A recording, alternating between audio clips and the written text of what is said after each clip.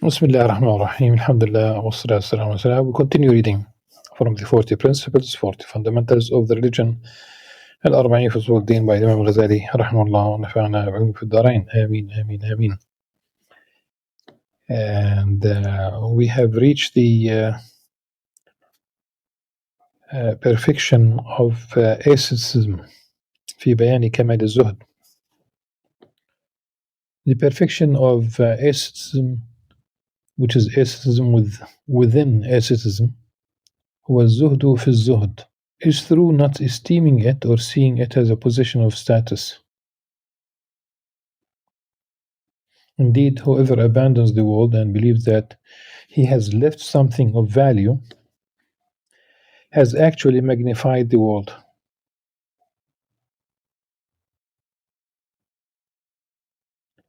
The world, according to those who possess insight, is nothing.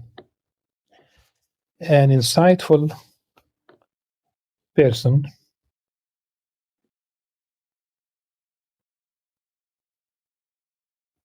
is like someone who is prevented from entering the king's palace by a guard dog. So he throws a piece of bread to preoccupy the dog with it, enters the palace, and sits on the king's throne. Indeed, Satan is a dog at Allah's gate, subhanahu wa ta'ala, and the entire world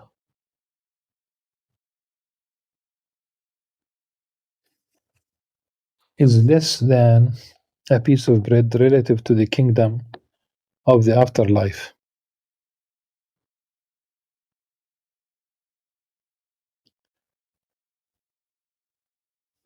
A piece of bread, it is correct, but really, luqma is a bite. Okay.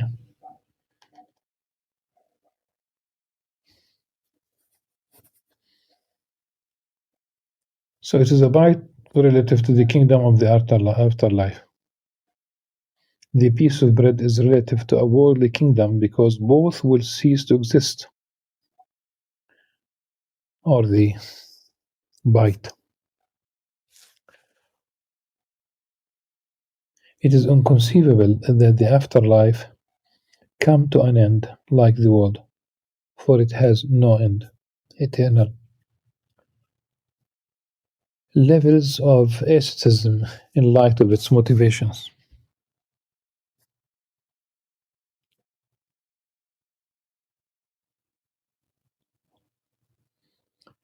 Asceticism, in light of the motivation for it, has three levels. The first of them is when its motivation is fear of hell. This is the asceticism of the fearful. The second, which is higher than the aforementioned, is that its motivation is longing for the pleasure of the afterlife. This is the asceticism of those who hope. Worship out of hope is better than worship out of fear, because hope entails love. The third, which is is the highest of them, higher than the previous two, which is the highest, is when the motivation for it is to rise above turning to what is besides the truth.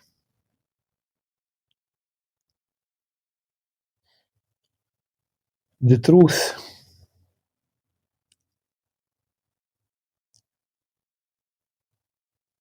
is al-haq.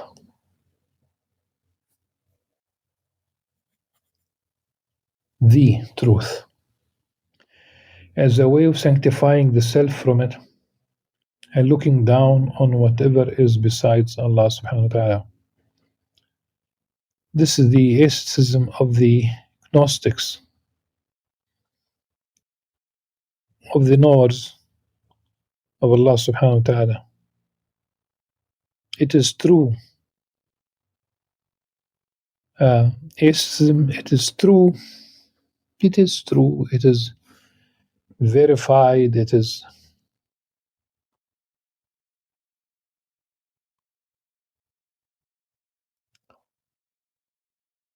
bright aestheticism.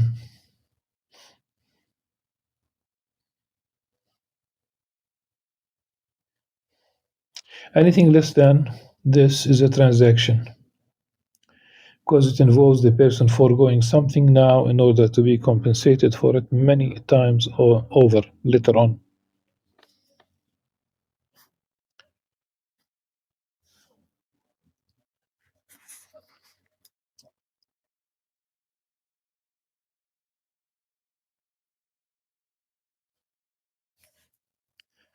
Many times, many folds, أضعافا, multiplied many times, many folds. Levels of asceticism in light of what is abstained from.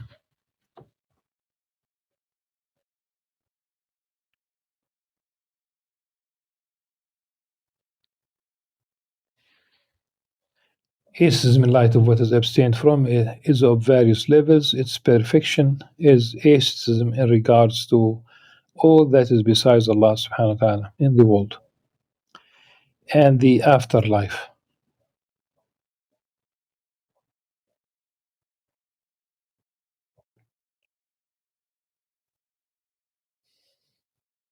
Less than this is asceticism in the world, particularly without the afterlife. This includes everything that is an immediate fortune and enjoyment in the world, whether wealth, status, or comfort.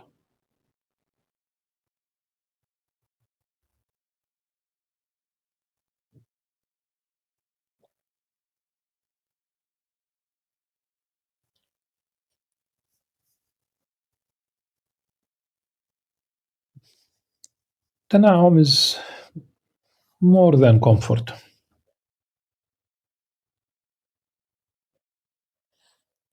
because it entails enjoying the the blessings of Allah subhanahu wa ta'ala or the in every respect.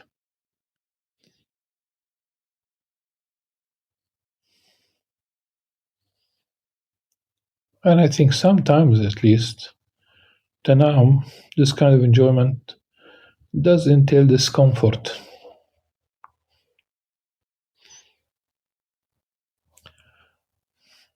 It's inevitable. Every enjoyment in this world is attached somehow to some kind of discomfort. It could be pain, it could be anxiety, it could be anguish, it could be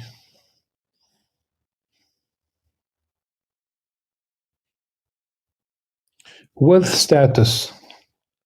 I just think about it. There was a program on TV that there was a specific street in London, wealthy and people with status, people who are well known, and it seems that many of them were on the social media, uh, broadcasting from their homes and showing different parts of the homes. And there were thieves in Latin America. Look how far across the ocean, across the Atlantic Ocean, who were studying their homes, and they got on aeroplanes, went to these homes, they studied everything, and they cleaned the houses from the jewelry and people brandishing their wealth. Then they started looking for companies to protect their mansions and what have you, and you talk about hundreds of thousands of pounds every year. We'll talk about 3 shifts.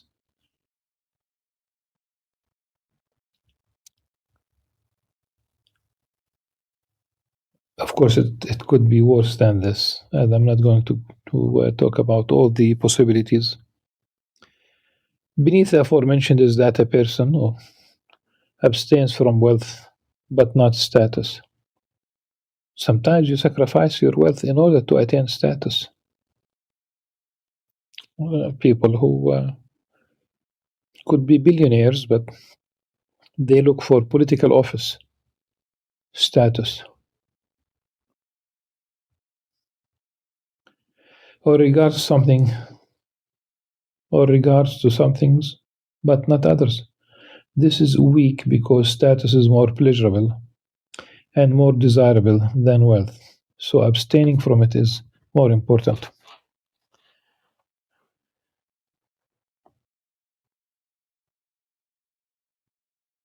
On the virtue of the poor and the transmitted evidence for it. Asceticism is to abstain from the world voluntarily while being able to have it. As for the world being inaccessible to you despite your desire for it, that is poverty, not asceticism. Nevertheless, the poor person has some superiority over the rich person, due to him being forcefully prevented from enjoying the world. This is better than someone who is capable of having the world and enjoying it to the extent that he becomes accustomed to it, finds repose in it, and his heart has no aversion to it. Thus, pain and regret are great at death, leaving behind all this, and the entire world is like his paradise. For the poor person, on the other hand, the world is like a prison, for if he desires deliverance from its agonies, being like a prison, there is a hadith that was narrated by Imam Muslim from the hadith of Abu Huraira, may Allah subhanahu wa ta'ala be pleased with him. He said, of course, this is it is said marfu'an, meaning that the Prophet ﷺ said, "Ad-dunya sijn al-mu'min wa jannatu al-kafir." This dunya, this world is the prison of the believer, but it is the paradise of the non-believer. Poverty is among the causes of happiness.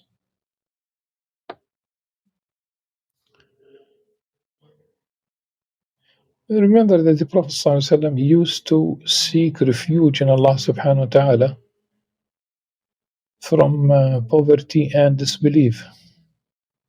وَأَعُوذُ بِكَ مِنَ الْكُفْرِ وَالْفَقْرِ. So it doesn't really. So there's some kind of contradiction, and we will know that many of these traditions about poverty are not of the not, they don't enjoy very strong chains of narrators. Truly, the Prophet ﷺ said, truly Allah subhanahu wa ta'ala restricts his believing slave from the world out of love for him, as one of you restricts a sick loved one from food and drink.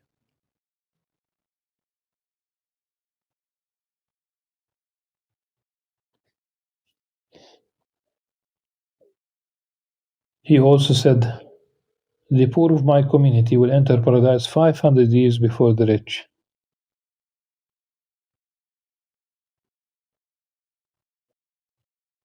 He also said, the best of this community are its poor. Imam Al-Iraqi, in his verification of this hadith, he said, لَمْ أَجِدْ لَهُ أَصْلًا. It's not a hadith at all.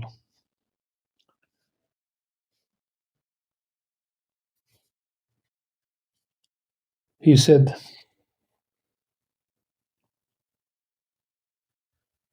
meaning the Prophet ﷺ, if you see a poor person coming, then say, welcome to the emblem of the righteous. If you see a rich person coming, then say, a sin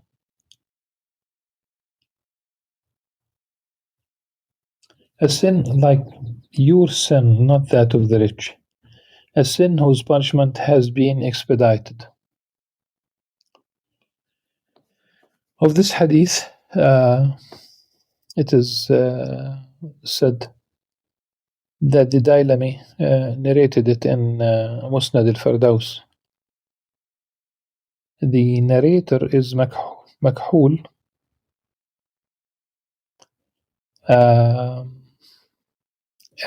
from the narration of Abu Darda. But the scholars of hadith said that Makhul did not hear from Abu Darda. So this really invalidates the chain of narrators.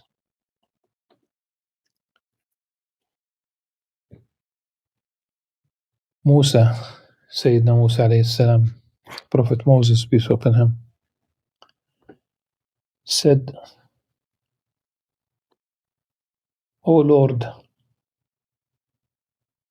who are your loved ones among the creation, so that I may love them for your sake? He, Allah subhanahu wa ta'ala, said, every poor person. Every poor person.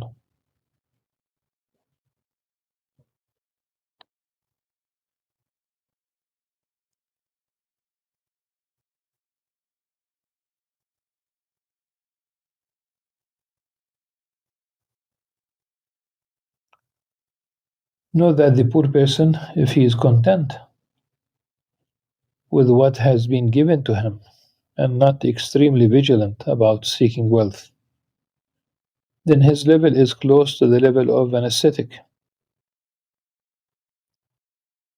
There is in the Ihya something like one of the Gnostics, one of the Arifin, said for someone, he said, I would like you to become kings.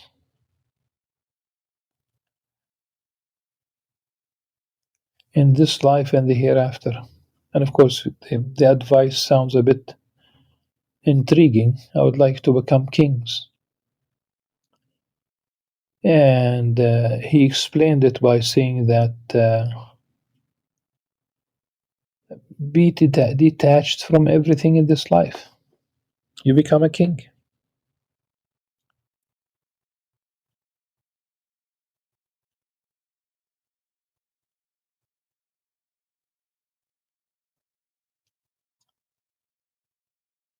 Elsewhere, I did say that for personal salvation, for personal closeness to Allah subhanahu wa ta'ala, that's one path. But don't really think about this as the society should be devoid of wealth. You need wealth for a strong country economically, for a strong country in every respect. You will provide, there are only a handful of countries around the world out of the almost 200 that provide universal health care. Why? Had all these 5 countries or 6 countries been Muslim countries, we will still be left with 50. Of course they are not. We'll still be left with some 50 countries at least without universal health care. But no, they are not really of Muslim countries. as I said, wealth in itself for the society at large.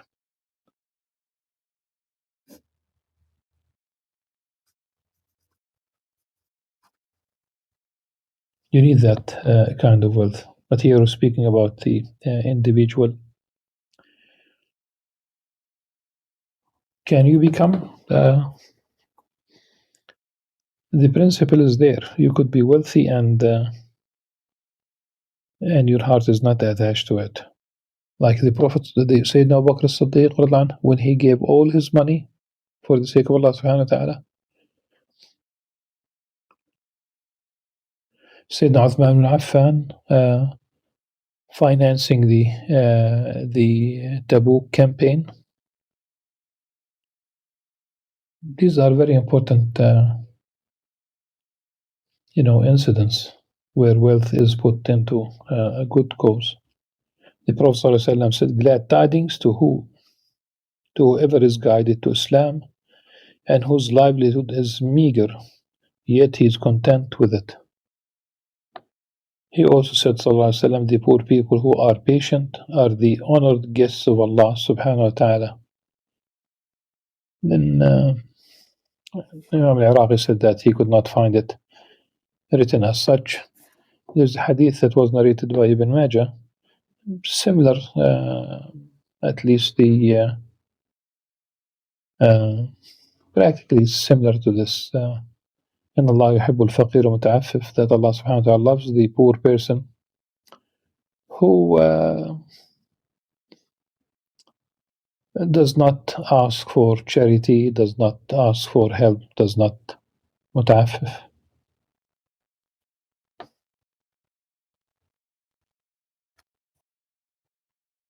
Allah subhanahu wa ta'ala revealed to Sayyidina Ismail alayhi salam, "Seek me out among the broken-hearted and اطلبني عند المنكسرة قلوبهم." He said, Sayyidina Ismail alayhi salam, "Who are they?" Allah subhanahu wa ta'ala said, "The poor people who are truthful." In summation, and this is really the conclusion that Imam Al-Ghazali provided at the end of this chapter, this fundamental or principle of the religion. He said, in summation, the reward of the poor person is only increased with satisfaction and patience. Patience is as if Imam Ghazali is alluding to the next chapter or the next principle, as-sabr. So in summation, the reward of the poor person is only increased with satisfaction and patience. Contentment and patience with poverty is the starting point of asceticism. These stations are not completed except through patience, which we will therefore mention 3 times in a row. He mentioned patience. That will be tomorrow, inshallah. سبحانك اللهم وبحمدك نشهد أن نستغفرك ونتوب إليك. السلام عليكم ورحمة الله وبركاته.